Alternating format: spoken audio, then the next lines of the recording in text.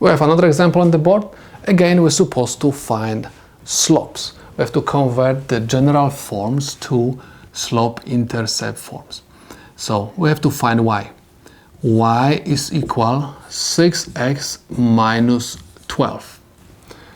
So the coefficient of x is equal 6. So I have m1 is equal 6. So this is my first slope.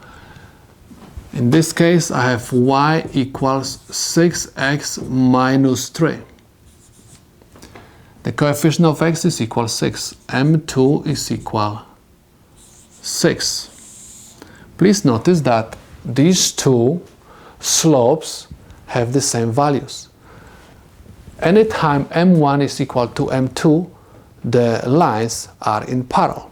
So I can say that my line 1 is in parallel with line 2. And this is the solution to my problem.